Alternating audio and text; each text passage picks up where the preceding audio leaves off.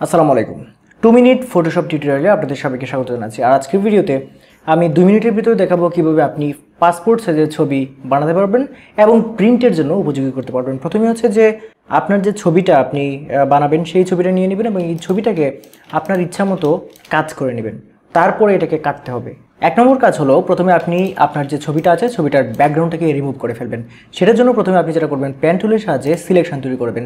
আপনি যদি পেন টুলে একদম এক্সপার্ট হতে চান তাহলে এই যে দেখতে পাচ্ছেন একটা গেম আছে দি বেজার গেম, এই দেখতে পাচ্ছেন bezier.method.se অর্থাৎ বেজার গেম লিখে আপনি গুগল সার্চ করলে পেয়ে যাবেন।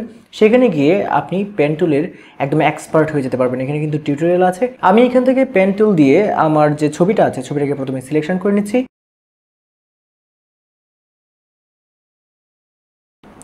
দেখতে পাচ্ছেন যে সিলেকশনটা প্রায় কমপ্লিট হয়ে গেছে এবং এখন আমাকে যেটা করতে হবে Ctrl+Enter চাপতে হবে অথবা এখানে রাইট বাটনে ক্লিক করে এখানে মেক সিলেকশনে ক্লিক করতে হবে। এইখানে আমি ফেদার রেডিয়াস দিয়ে দিব হচ্ছে 1 এবং ওকে দিয়ে দিব, অথবা আমি ফেদার রেডিয়াসটা এখান থেকে দিব।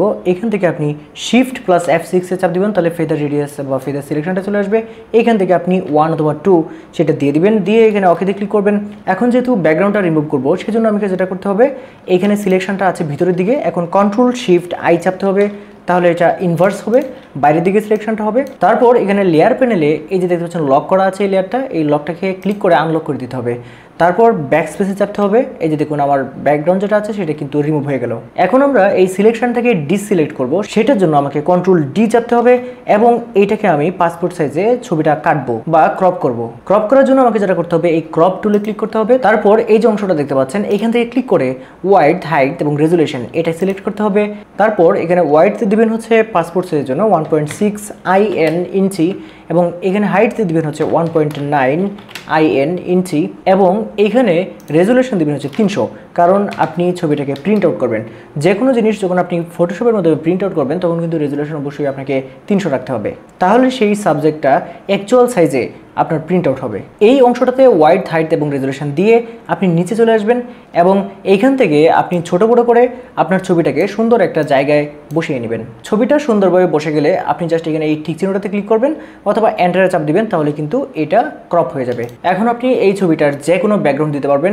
সেটার জন্য আপনাকে যেটা করতে হবে এই লেয়ার প্যানেলে চলে আসতে হবে, এইখান থেকে একটা নতুন লেয়ার নিতে হবে, লেয়ারটাকে টান দিয়ে নিচের দিকে নিয়ে আসতে হবে এবং এই লেয়ারটাতে আপনি যে কোনো কালার, যেমন এখানে যদি আমরা নীল কালার দিই, এখন জাস্ট এই লেয়ারটাতে ক্লিক করতে হবে, Ctrl+A দিতে হবে এবং Ctrl ব্যাকস্পেসে চাপ দিলে কিন্তু এই যে দেখতে পাচ্ছেন ব্যাকগ্রাউন্ড কালারটা এখানে ফিল হয়ে গেল।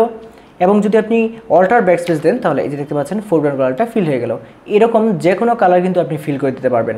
সবশেষে এইখানে যে লেয়ারগুলো আছে সেগুলোকে মার্জ করতে হলে Ctrl+Shift+E চাপবেন, তাহলে মার্জ হয়ে যাবে। এবং আপনি যদি সেগুলো প্রিন্ট আউট করতে চান তাহলে A4 সাইজের একটা পেপার নেবেন, Ctrl+N দিবেন, তারপর এখান থেকে প্রিন্টে ক্লিক করবেন, তারপর A4 সাইজের একটা পেপার নেবেন এবং সেখানে আপনি ছবিটাকে জাস্ট ক্লিক করে ড্র্যাগ করে এখানে এনে ছেড়ে দিবেন এবং এখান থেকে যে কটা ছবি আপনার লাগে সেটা অল্টারে চেপে রেখে এইভাবে কপি করে টান দিবেন। এইভাবে অল্টারে চেপে রেখে কপি করে টান দিবেন, যে কটা ছবি লাগে সেই কটা ছবি কিন্তু আপনি প্রিন্ট আউট করে ফেলতে পারবেন। আশা করছি ভিডিওটি আপনাদের ভালো লেগেছে। যদি ভিডিও ভালো লাগে কী কী করতে হবে আশা করি আপনারা জানেন। আজকে ভিডিও পর্যন্তই, সবাই ভালো থাকবেন। আল্লাহ হাফেজ।